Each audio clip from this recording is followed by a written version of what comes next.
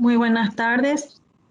Sean todos muy bienvenidos al evento Metas de Inflación, el camino recorrido. Para iniciar esta jornada queremos dar la bienvenida a nuestro presidente del Banco Central del Paraguay, el señor José Cantero, quien estará dando unas palabras de apertura. Muchas gracias. Muy buenas tardes a todos. Es realmente un placer presentar esta clase magistral, Metas de Inflación, el camino recorrido. Es un placer porque este evento cuenta con la presencia de dos colegas, dos amigos, reputados economistas, el doctor Jorge Corbalán y el doctor Carlos Fernández Valdovinos, quienes como presidentes del Banco Central del Paraguay han dejado como un legado muy importante el patrimonio intangible más importante para nuestra sociedad, que es la estabilidad de precios y la estabilidad del sistema bancario. En segundo término, es un placer dar esta introducción a este foro porque estamos celebrando los 20 años de trayectoria del esquema de metas de inflación que fue implementado en nuestro país en mayo de 2011, los 10 años, mayo del 2011, y en forma formal inicialmente, pero previamente en forma transitoria el Banco Central había hecho ese recorrido.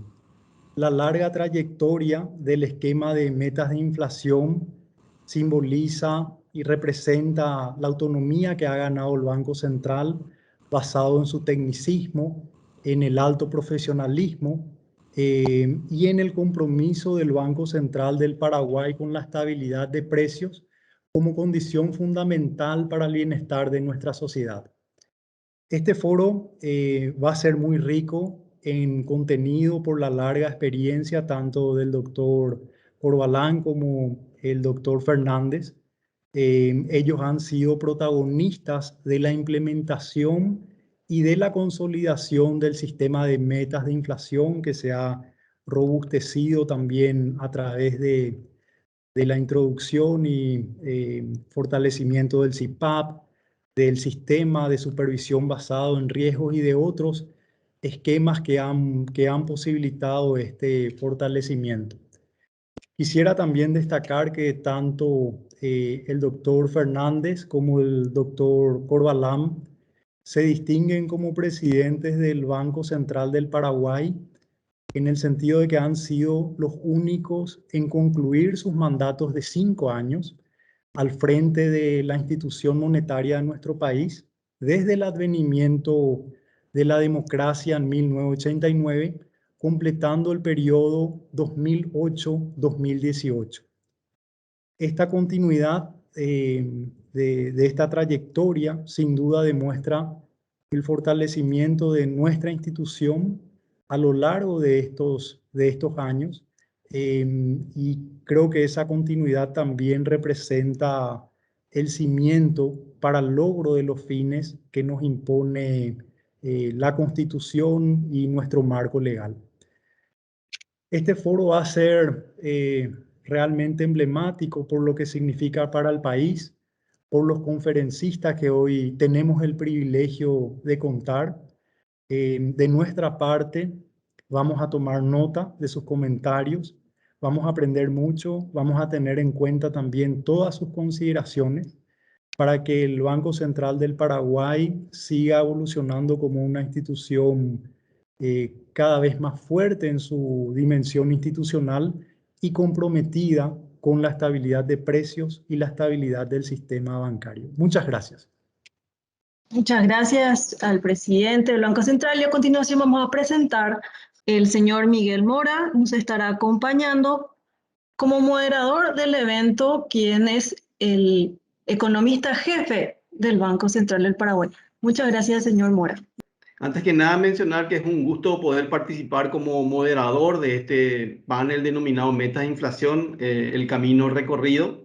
Esta clase magistral representa para el Banco Central del Paraguay un cierre con broche de oro del programa de política monetaria que se llevó a cabo desde el 26 de mayo hasta el 13 de agosto del corriente año, que contó con 6 módulos y del cual participaron estudiantes, profesionales e investigadores.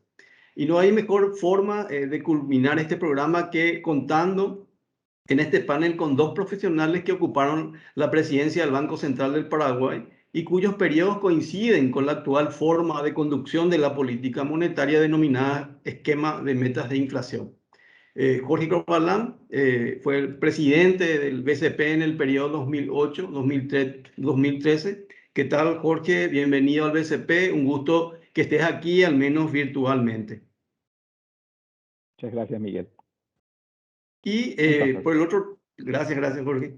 Y por el otro lado, Carlos Fernández Baldovino, que fue el presidente del BCP en el periodo 2013-2018. Bienvenido, Carlos, al BCP. Un gusto tenerte aquí, aunque sea también en forma virtual. ¿Qué tal, Miguel? Muchas gracias a todos el BCP por la invitación y encantado de estar con todos ustedes. Muchas gracias, Carlos. Quisiera proponerles, digamos, organizar este panel de la siguiente forma. Siguiendo el orden cronológico, ¿verdad? Empezaría con la charla de Jorge y posteriormente le seguiría Carlos. Y al final dejamos las preguntas, digamos, del público. Inicialmente podríamos pensar en 3 preguntas para cada uno y de acuerdo a los tiempos vemos si ampliamos a 1 o 2 más, digamos, de esas preguntas. Y también pienso que algunas de esas preguntas podrían, digamos, encararlo ambos, ¿verdad? De acuerdo, digamos, a cada caso. Y dicho esto, ¿verdad? Invitamos a iniciar su clase magistral al presidente del periodo 2008-2013, Jorge Corbalán. Adelante, Jorge. Muchas gracias. Mis sinceros agradecimientos al presidente del Banco Central del Paraguay, José Catero Cienra, por su gentil invitación para participar de este importante evento y por sus palabras de apertura. Obviamente al amigo Miguel Mora por moderar la conversación. Es para mí un verdadero privilegio tener la oportunidad de intercambiar ideas y experiencias sobre la política monetaria en Paraguay en compañía de Carlos Fernández Baldovino y compartirla con todos los participantes del programa de política monetaria que el Instituto del Banco Central lo desarrolla con mucho éxito. Muchas gracias a Diego Duarte, miembro del directorio del banco, y a todo el equipo del Instituto del Banco Central por llevar a buen puerto esta iniciativa. Para poner en contexto el proceso de migración de la política monetaria basada en agregados monetarios a otra denominada metas de inflación, que se produjo específicamente en mayo de 2011, creo conveniente hacer un breve repaso del ambiente económico en el que se encontraba Paraguay antes de esa fecha. Nuestro país, por ser una economía pequeña y abierta, recibe constantemente choques internos y externos que deben acomodarse de la mejor manera posible. Los choques pueden ser positivos, como también negativos. Este proceso de aprendizaje de convivir en un mundo globalizado e interconectado se hizo sentir con fuerza en Paraguay desde mediados de los años 90. Estos vaivenes en la economía regional y mundial fueron transmitidos al Paraguay principalmente a través del movimiento de flujos de capitales, los términos de intercambio y las interconexiones del sistema financiero.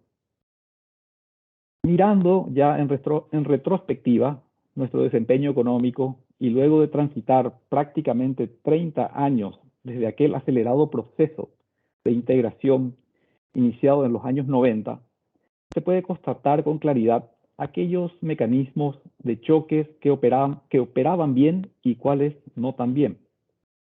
Y la experiencia fue aleccionadora para los hacedores de política. El sistema económico claramente necesitaba de mayores mitigadores de choques negativos y de mejores amplificadores que potencien los choques positivos. Muchas fortalezas y debilidades fueron detectadas en materia de política económica y que desde hace décadas están siendo abordadas con gran responsabilidad por diferentes administraciones. Luego de la experiencia de los años 90, los poderes del Estado, sumada a la activa participación del sector privado, aceleraron el proceso de reordenar la macroeconomía. Este proceso formalmente arrancó a fines del año 2003, con la firma de un acuerdo precautorio con el Fondo Monetario Internacional. El resultado inmediato se podría resumir a grandes rasgos en las mejoras de las cuentas fiscales. Se generó así un panorama mucho más seguro para iniciar la migración de la política monetaria basada en agregados monetarios a un esquema de metas de inflación, iniciativa que arrancó en mayo del 2011, es decir, 8 años más tarde del acuerdo alcanzado en el 2003. ¿Por qué se eligió mayo 2011? Porque muchas precondiciones para la migración a las metas de inflación estaban dadas.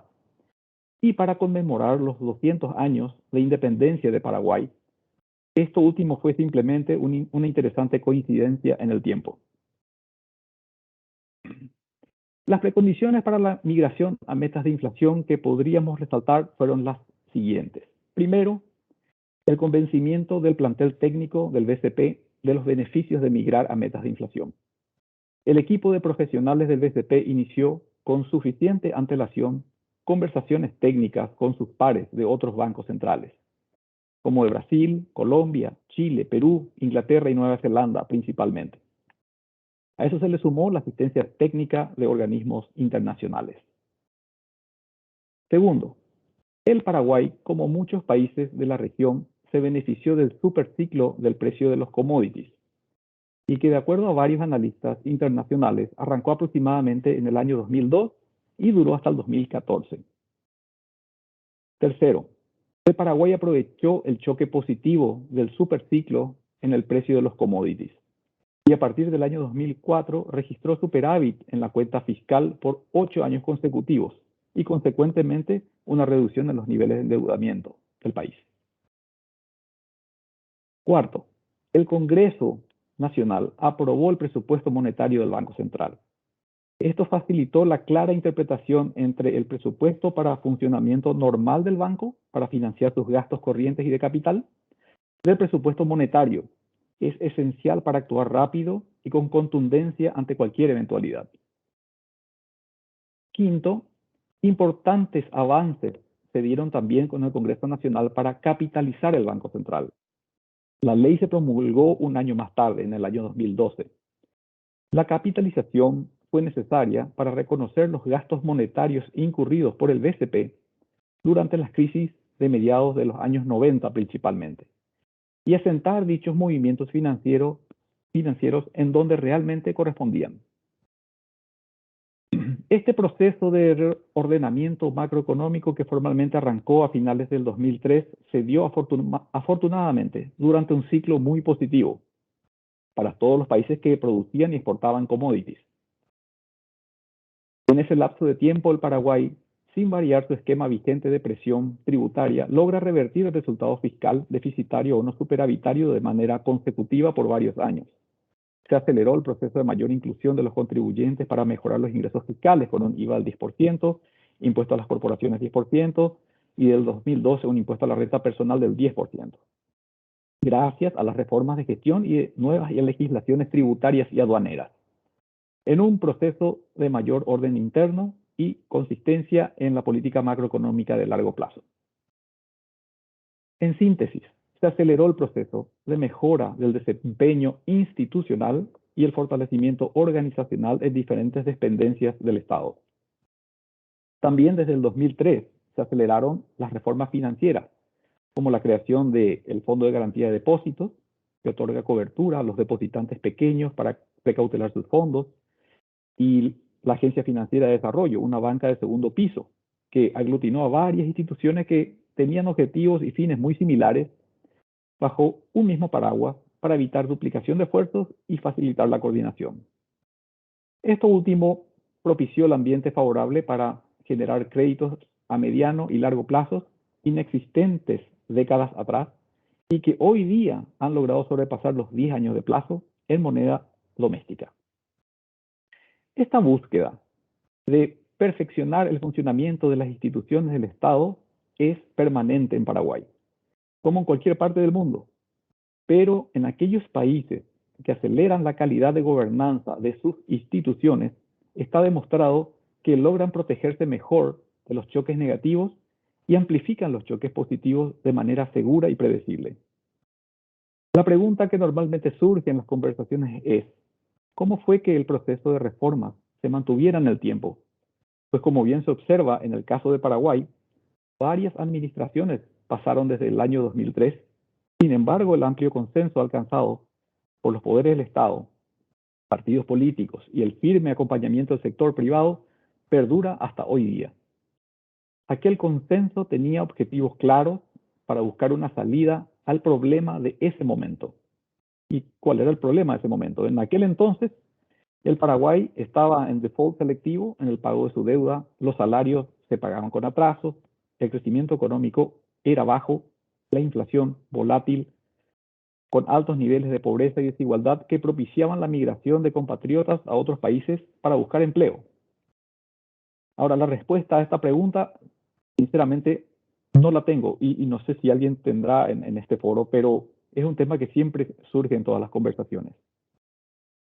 Para finalizar, lo claro y concreto es que el pilar monetario se moderniza con la migración a un esquema de metas de inflación en mayo de 2011. La opción que tiene un banco central para desplegar su marco de política monetaria depende en gran medida del objetivo que apunta a alcanzar, a los objetivos que la economía doméstica experimenta y a la estructura del mercado financiero en donde opera. Por estos motivos, es de suponer que el marco de política monetaria seguirá evolucionando en el tiempo, acompañando los desarrollos de la economía doméstica y del sistema financiero internacional. El régimen de tipo de cambio libre y fluctuante es esencial para economías pequeñas y abiertas como la nuestra, que ha experimentado en la última década importantes movimientos de flujo de capitales, tanto de entrada como de salida, y una mayor interconexión financiera con la economía global. En general, los bancos centrales en economías en desarrollo se han desprendido del objetivo de controlar la cantidad de dinero como marco de su política monetaria. Este proceso de desprendimiento coincide con la evolución y la madurez del sistema económico en dichos países. Como es sabido, la efectividad de mantener la inflación en rangos bajos, controlando la cantidad de dinero, depende, entre otras cosas, de la estabilidad de la función de la demanda por dinero y de la relación estructural entre agregados monetarios y variables macroeconómicas.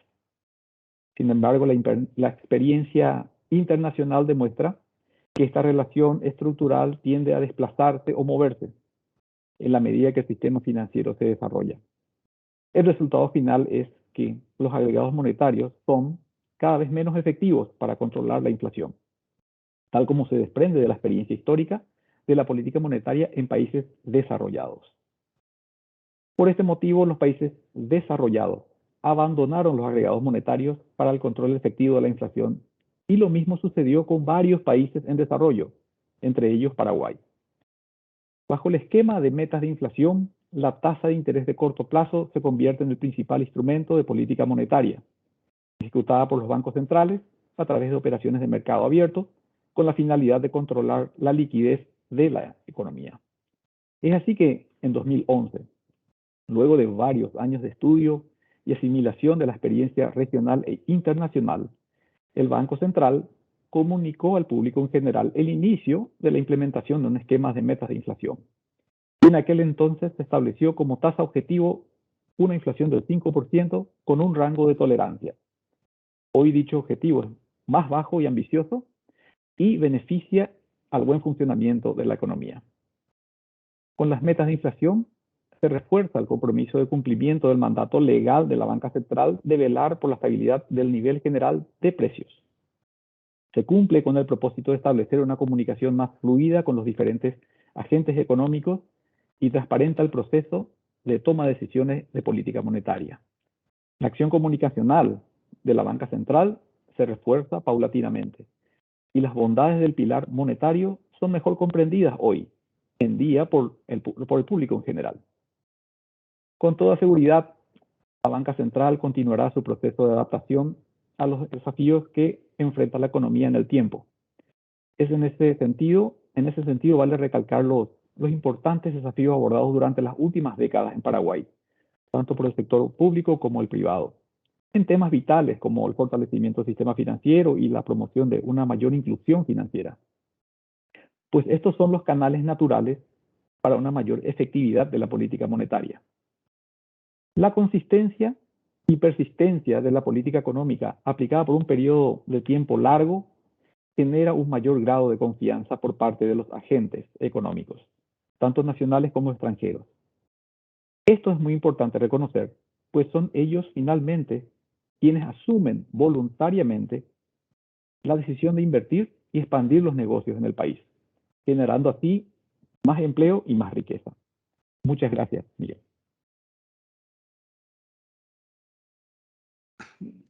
Muchas gracias, Jorge. Interesante, bastante enriquecedor también respecto a la historia, digamos, de metas de inflación en Paraguay. En segundo lugar, invitaríamos al presidente del periodo 2013-2018, Carlos Fernández Baldovino, a desarrollar su clase magistral. Y como quedamos al final, estaríamos realizando las preguntas. Adelante, Carlos. Muchas gracias, Miguel. De nuevo, mi agradecimiento al Banco Central del Paraguay en nombre del presidente, los miembros directorios, por la organización de algo que tal vez haya pasado desapercibido en mayo, pero cumplir 10 años de metas de inflación, no solamente cumplirlo, sino haber sido exitoso en la implementación de la misma, realmente es algo que debe valorarse en su justa medida. No fueron pocos, esto es algo que habíamos hablado con Jorge, previo, no fueron pocos los países que iniciaron al mismo tiempo que Paraguay la implementación de las metas de inflación, pero tuvieron que dejarla de lado por A o B motivo. Nosotros hemos persistido y hemos logrado cumplir encima de las metas, lo cual es algo que debemos valorar. Pero Jorge hizo una revisión muy buena de la historia de este esquema de meta de inflación. Yo quisiera acotar un poco más en el sentido de ir realmente a los inicios, que si bien comienza formalmente en mayo del 2011 en coincidencia con los 200 años de independencia de Paraguay, en realidad esto comienza la discusión allá por el año 2002, 2003. Fueron las primeras misiones que venían a hablarnos de metas de inflación. Y a fuerte sincero, en aquel entonces yo decía, espera un ratito, no me cierra esto, primero no entiendo, porque básicamente toda nuestra formación había sido sobre agregados monetarios, entonces cómo íbamos a lograr eso. Y en segundo lugar, no me cerraba en términos de las condiciones que tenía en ese entonces el país, y Jorge muy bien los dijo.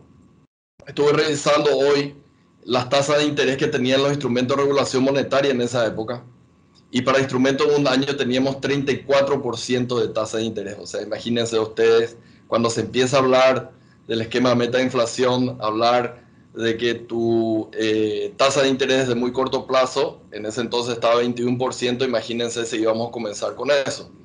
Evidentemente, Jorge resaltó muy bien algunas precondiciones que se arreglaron y que permitieron en el 2011 realmente lanzar con todos los requerimientos de este esquema de meta de inflación. Pero déjenme, para no aburrirles y que simplemente me vean la cara en la presentación, voy a usar una presentación que había hecho hace poco en una universidad, pero de manera muy rápida, simplemente como una ayuda a memoria, porque creo que hay algunas cuestiones que son importantes ahí para resaltar en esta charla que tenemos entre amigos y colegas. Una cuestión más, Jorge, en aquel entonces, 2002-2003, simplemente para resaltar, me tocaba estar como gerente de estudio económico, Jorge Corbalán era director de comercio internacional, José Cantero estaba como jefe de división del sector financiero. ¿Cuándo eso? Increíble que este mismo equipo finalmente esté llevando adelante los primeros casi 15 años del esquema de metas de inflación. Así que también es algo para celebrar, de que ese mismo equipo que empezó a hablar haya sido el encargado de implementar este esquema de metas de inflación. Déjenme ir acá a esto, que es muy rápido. Como les dije anteriormente, lo he usado, pero ya que estamos hablando de historia, voy a hablar bastante de la historia y no me quiero ir al 2003, me quiero ir a 250 años antes. ¿Y por qué 250 años antes? Porque ahí fue cuando Adam Smith escribe su obra magistral de La riqueza de las naciones.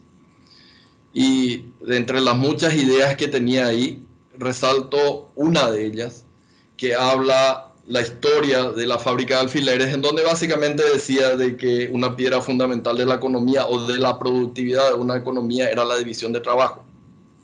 Es decir, él describía perfectamente cómo si una persona tenía que hacer todos los pasos que tenía que hacer para elaborar un alfiler, iba a tener una productividad muy baja, y que si había muchas personas que se especializaban en las diferentes etapas de la fabricación de un alfiler, la productividad iba a ser mucho mayor, se iba a producir mucho más. Y él llamaba a esta división del trabajo la clave para aumentar la productividad de una economía, por tanto la clave para la riqueza de las naciones, entre muchas ideas que tiene esta obra magistral de Adam Smith. Ahora bien, uno se podía preguntar, genial de que haya división del trabajo y cada uno se encargue de una tarea en particular y se perfecciona en esa tarea en particular, de tal manera a aumentar la productividad de la economía y también el salario de uno. Ahora, si cada uno se especializa, digamos, en economía o en el banco o en cualquier tarea que tiene, entonces, ¿cómo consume, cómo compra las cosas necesarias para la vida? Y lógicamente, tan importante como esta división del trabajo viene a ser el dinero, porque es el dinero el que te permite realmente, cuando funciona bien, de que exista esa división del trabajo y de que se pueda realmente aumentar la productividad de las diferentes economías en el mundo. Entonces, es fundamental, tanto como la división del trabajo, que exista un dinero, cualquiera sea eso, y que sirva como medio de pago, como unidad de cuenta, como reserva de valor. De ahí viene la razón fundamental por la cual debe existir un banco central comprometido en mantener el valor del dinero, porque de lo contrario empiezan a tener problemas el intercambio de bienes y servicios, y por tanto no se hace posible, por ejemplo, la división del trabajo tan necesaria para aumentar la riqueza de las naciones. Y eso lo entendieron los diferentes países, y todos los bancos centrales ahora tienen básicamente como mandato el velar por la estabilidad de la moneda y el normal funcionamiento de los pagos internos y externos, como es el caso del Banco Central de Chile.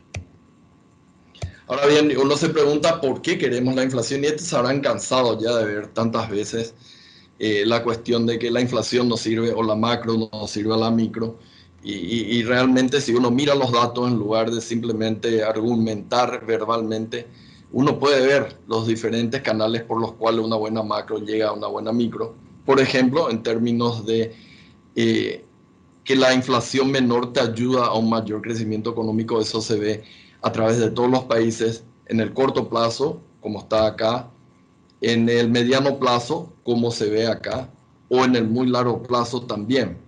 No estoy presentando eso. Ahora bien, en la medida que existe mayor crecimiento económico, existen mayores oportunidades laborales para la gente, lo cual se ve en este gráfico muy bien. A la medida en que más crecen las economías, menor es la tasa de desempleo. Creo que después de lo que pasó con la pandemia, eso quedó más que claro. Entonces, no deberíamos subestimar el impacto que tiene una buena conducción monetaria sobre el crecimiento y desde el crecimiento hacia la gente, tanto en términos de empleo como también en términos de combate a la pobreza. Este es también un gráfico muy interesante que habla cómo el crecimiento económico mayor te lleva a una mayor reducción en los niveles de pobreza acá en América Latina. Si uno hace lo mismo para el caso de Paraguay, se ve que en el mediano plazo existe esta relación. Pero la historia, lastimosamente, de América Latina no ha sido la mejor. Uno puede ver de que muchos países en el mundo, en la región, han tenido que quitar numerosos ceros, han tenido que reconvertir sus monedas. O sea que la moneda en un cierto periodo o en varios periodos de tiempo no ha cumplido con sus funciones, y eso ha creado problemas para la división del trabajo y por tanto para la creación de riqueza en esos países. Argentina es un caso clave. 13 ceros que han implicado que la Argentina, que era uno de los 10 países más rico del mundo a inicios del siglo XX ahora ya no lo sea y esté muy rezagado. Si bien tenemos que decir de que se ha mejorado recientemente, en la mayor parte de los países no está completo esto, porque en el caso de la Argentina y de Venezuela, esto se ha revertido desafortunadamente para los argentinos y para los venezolanos. Pero el guaraní ha sido una de las monedas regionales, o es una de las monedas regionales más antiguas, junto con el peso colombiano, y hay que resaltar de que la inflación ha sido relativamente baja en Paraguay. Es decir, esta es una excepción que es un orgullo para nosotros.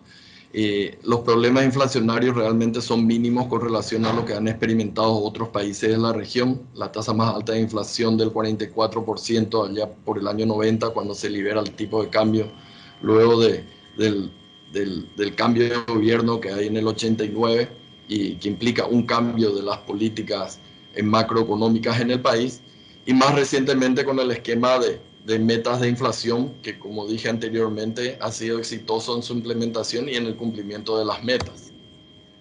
Y acá quiero resaltar esto, porque Jorge se pregunta cómo hemos sido capaces nosotros a lo largo de diferentes administraciones mantener el foco en la estabilidad de precios por un lado y también en la cuestión de estabilidad fiscal. Y este es un libro que habíamos lanzado en el año 2013 y que se llama El Guaraní 70 años de estabilidad, pero la parte de abajo es la que a mí siempre resalto, una conquista de la sociedad.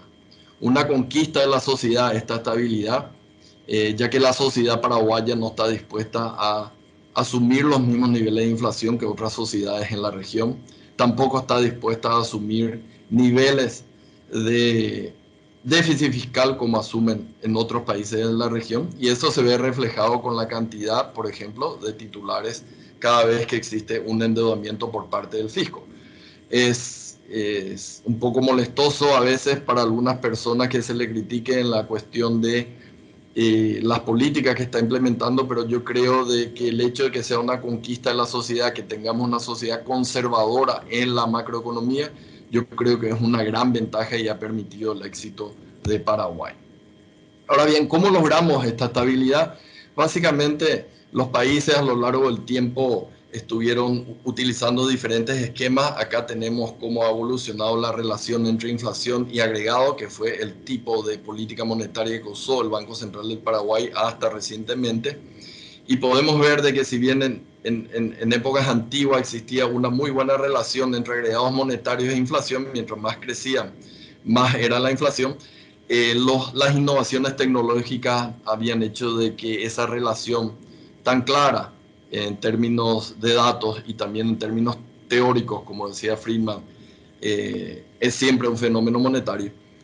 Finalmente vimos de que la inflación no siempre o por algún motivo podemos tener una mayor emisión monetaria, por lo menos en un corto periodo de tiempo, sin que eso se traduzca en una mayor inflación.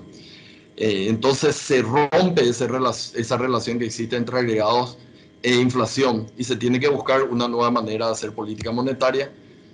Lo empezó Nueva Zelanda en 1990, lo adoptó el Banco Central. Esta es la forma en la cual comienza por el ajuste en la tasa de interés y termina afectando finalmente la inflación de manera directa, indirecta o a través de diferentes canales. Pero es el esquema que usan la mayor parte de los países ahora, ya sean emergentes o avanzados. Hablo de países serios, emergentes o avanzados. Y lo han implementado una buena cantidad de países a lo largo del tiempo. Uno de los últimos, Argentina, que desafortunadamente es uno de los ejemplos que no ha sido o que no ha logrado mantener a lo largo del tiempo este esquema de metas de inflación y ha vuelto a una política monetaria que es de no política monetaria, básicamente. Quisiera resaltar acá esto que yo había escrito en un artículo anteriormente y le llamaba las 4C de los bancos centrales. Hablaba del compromiso, capacidades, comunicación y coordinación de un banco central. Acá empieza la parte un poco más interesante. que creo que ustedes están esperando, porque aparte de contarles la historia, seguramente ustedes han de estar curiosos de saber un poco qué pienso también acerca del camino recorrido y el camino a recorrer, es decir, un poco hacia el futuro. Y entonces quiero introducir toda esta parte con estas 4C, que hablan de los diferentes desafíos que tiene un banco central, o por lo menos un banco central serio. Y lo primero era el compromiso, o sea, uno tiene que demostrar un compromiso, y ese compromiso se hace a través de fortalecer otra C, que es la credibilidad del Banco Central. Y esto lo habló Jorge ya anteriormente. Se había empezado con una meta de inflación de 5%, más o menos 2,5%. En realidad la meta es 5%. Yo no hablo nunca de meta con la banda, es muy diferente. La banda de fluctuación, hay una meta, es un número, y es 5. Que luego fue bajado a 4,5, que luego fue bajado a 4. Y yo creo de acá para adelante, esto ya me lo habían preguntado anteriormente, yo creo que es necesario seguir avanzando hacia niveles de metas de inflación más conducentes, más coordinadas con el resto de los países de la región, que demuestran tener un banco central serio, moderno, y que básicamente implica llegar a una meta de inflación del 3%. Esperemos de que este edificio que estamos construyendo sigamos poniendo ladrillos de tal manera a que a futuro nosotros sigamos reduciendo la meta de inflación hacia esos niveles del 3%. No hace falta hacerlo de manera abrupta, pero creo que están las condiciones, dada la credibilidad que ha adquirido el Banco Central recientemente, de seguir reduciendo esta meta. Eso va a ser fundamental para la primera C, es decir, para mostrar el compromiso del Banco Central con la estabilidad de precios. La parte de capacidades, tenemos que tener gente técnica, tenemos que tener modelos. No le hagan casos a todo esto que dice Marta López en un paper del Banco de la República de Colombia. Simplemente voy a leer dos palabras acá que habla, que se utiliza para el caso del control de la inflación, redes neuronales, que probablemente todos ustedes se pregunten qué es eso. Bueno, voy a dejar a la gente de Miguel que conteste cómo se usan redes neuronales para estimar la inflación, pero lo que quiero resaltar acá es algo que siempre tenemos que tener en cuenta. Por más que tengamos capacidad, sea posible realizar los mejores modelos más sofisticados, existe algo que no te lo da nadie, que es la parte de juicios de valor del hacedor de política. Acá el esquema de metas de inflación es flexible como para utilizar los modelos econométricos y estadísticos como un input o como un insumo para la toma de decisiones. Pero en la toma de decisiones siempre va a ser importante los juicios de valor que van a tener los hacedores de política. De lo contrario, básicamente sería simplemente meter los datos en una computadora que escupa el modelo, qué hay que hacer, y automáticamente eso se hace, pero esa no es la forma en la cual se hacen metas de inflación. Hay mucho de juicio de valor que se utiliza. De hecho, me acuerdo en un curso que hice en Suiza, cuando habíamos hablado de todos los modelos que tenía el Banco Central de Suiza para las proyecciones y cómo hacía su política monetaria, nos presentaron todos los diferentes modelos, por supuesto no tan sofisticados como son ahora, y finalmente la persona nos decía, pero hay algo más y que tiene mucha importancia. Y todo el mundo le preguntó, ¿y qué es judgment? Juicio de valor del hacedor de política. Entonces, la política monetaria, digamos, es una ciencia, pero es también un arte. Y entonces necesitamos entender eso, necesitamos ver de que los hacedores de política van a tener finalmente una llamada acerca de qué hay que hacer, y no simplemente ver unos números fríos con respecto a qué hay que hacer en política monetaria porque tal modelo me dice. Una cuestión muy importante, otra C, es la comunicación, que para mí es fundamental. Es cierto que hemos avanzado mucho, pero yo diría acá de que la comunicación es importante no simplemente en un pedazo de papel con tinta, que puede ser el comunicado de prensa o el reporte de política monetaria, o los resúmenes de la reunión de política monetaria. La comunicación debe ser realizada por la gente del Banco Central, especialmente cuando se tiene una situación de cambio de las políticas monetarias o cuando no veamos hacia el futuro algún tipo de claridad acerca de hasta dónde va a ir el Banco Central en su ajuste o en sus reducciones de tasa de interés. La comunicación va más allá de nuevo del papel. Es fundamental de que los hacedores de política que están en el Banco Central comuniquen permanentemente de forma personal los caminos que va a seguir el Banco Central en el futuro.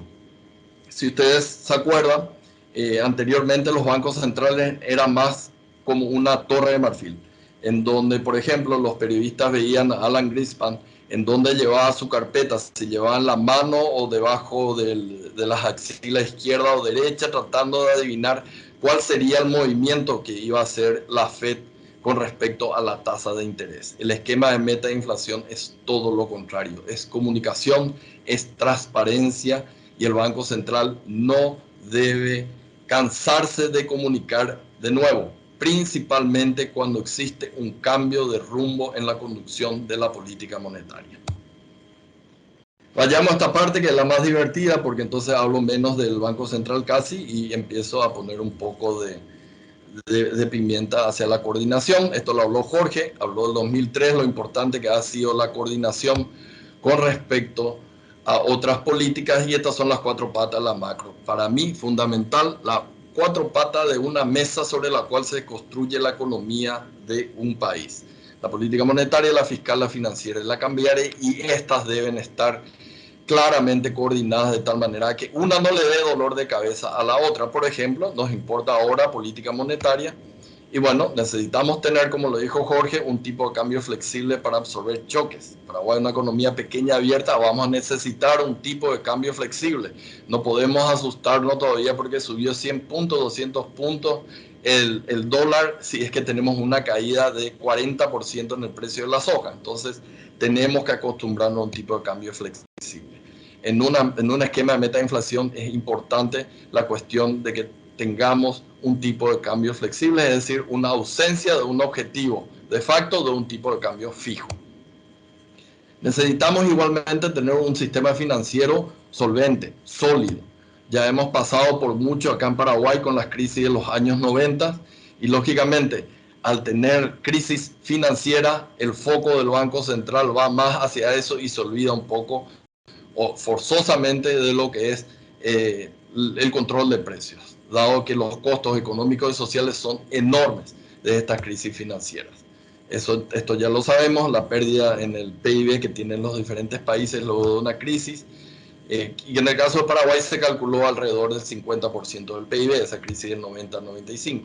Y casualmente también, cuando existen crisis bancarias, también son años en los cuales existe un disparo en la tasa de inflación. Entonces necesitamos tener estabilidad financiera para tener estabilidad de precios. Y por eso, durante la gestión reciente, se impulsaron las modificaciones legales de las normas que regulan los mercados financieros acá del Paraguay. En cuanto a la política fiscal, siempre digo, el mejor amigo o peor enemigo de un gobernador del Banco Central, de un presidente del Banco Central, es el ministro de Hacienda. Es el ministro de Hacienda. Si no tenemos un fisco ordenado, es imposible poner todo, digamos, de la estabilidad por encima de los hombros del Banco Central.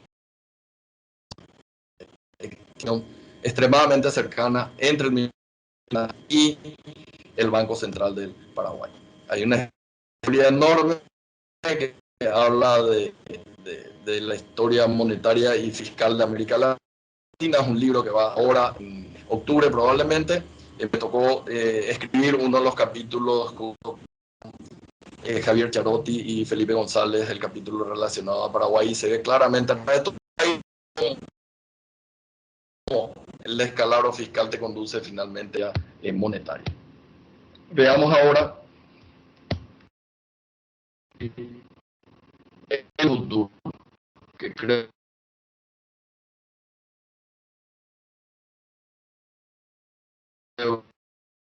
importante. Teniendo en cuenta lo que acabo de decir,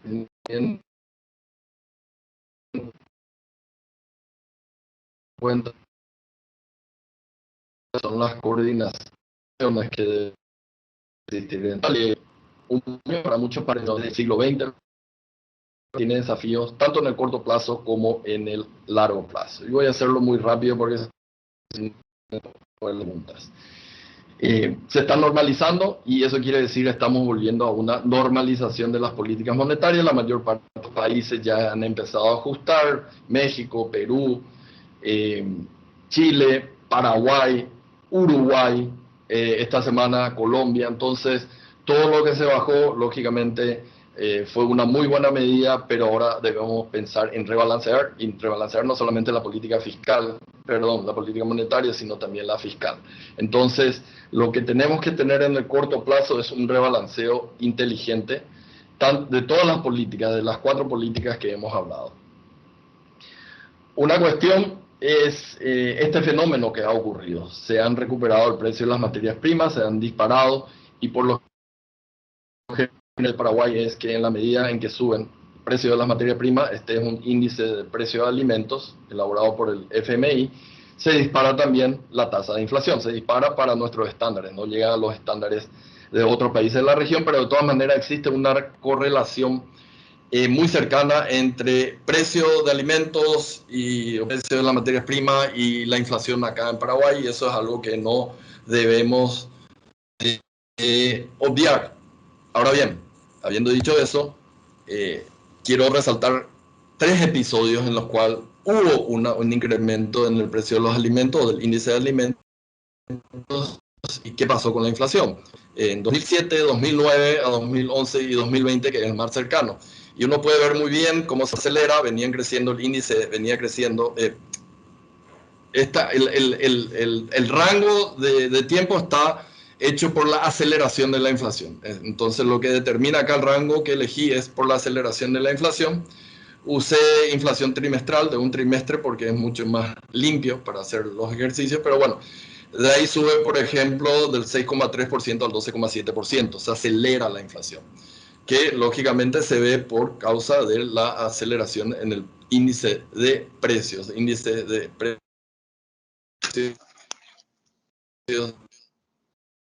los alimentos. Ahora bien, lo que sí nos podría preocupar, no preocupar, sino simplemente ver de que si bien podemos nosotros aceptar de que este mayor aumento en el nivel de precios externos nos lleva a una mayor inflación, no quiere decir que no tengamos que hacer nada monetaria. Y fíjense ustedes lo que han sido los diferentes ajustes que tuvieron en estos 3 episodios, hasta el momento, para el más reciente, en la tasa de interés de letras de regulación monetaria. Estas son letras de regulación monetaria, si bien me acuerdo, es entre 50 y 90 días.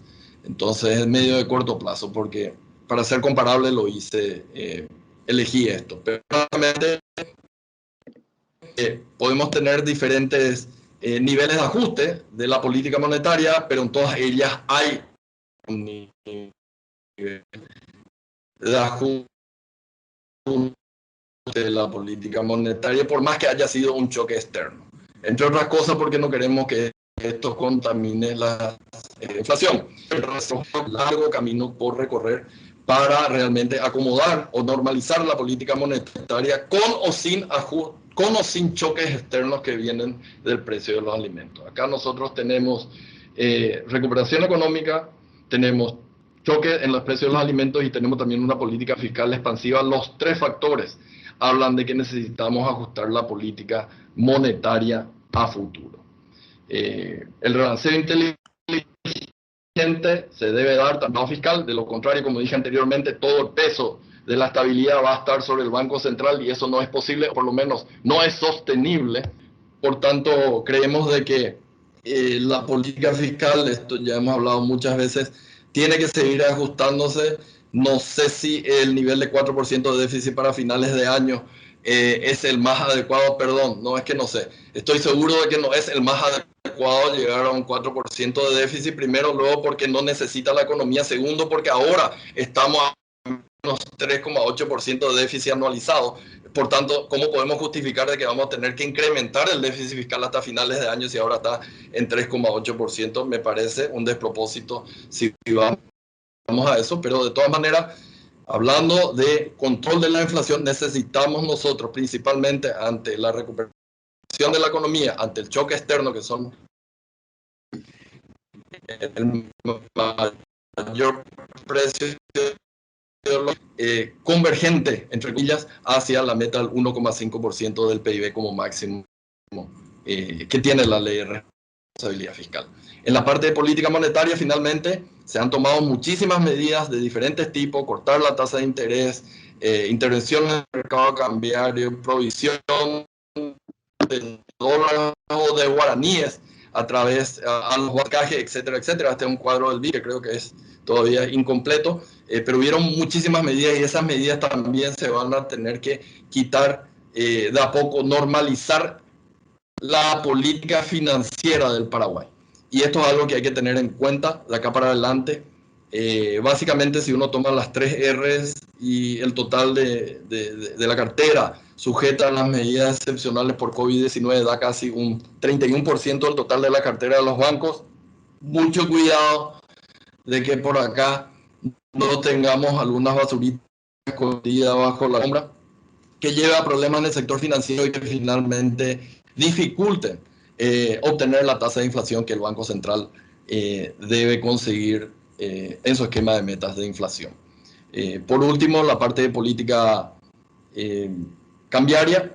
Va a venir el ajuste de la FED, primero con la reducción de la política cuantitativa, segundo por el ajuste de tasa, y cada vez que ocurre eso, por lo general sufrimos. Menos ahora porque tenemos mejores fundamentos, pero esos fundamentos que en el 2004 fueron muy importantes, ahora están más debilitados, tenemos mayores niveles de deuda, los en general. Entonces, creo de que finalmente el efecto va a ser algo entre estos efectos que fueron entre el 94 y el 2004. Son 2 ocasiones en las cuales la FED ajustó y tuvimos estos efectos en términos de los influjos de capitales, de los spreads por riesgo y del crecimiento en América Latina. Vamos a tener una situación en el medio, yo creo. Entonces tenemos que estar preparados, y la flexibilidad del tipo de cambio va a ser algo fundamental para eso. Entonces, creo que para mí eso es todo, y bueno, muchísimas gracias de nuevo por la oportunidad y a disposición para las preguntas.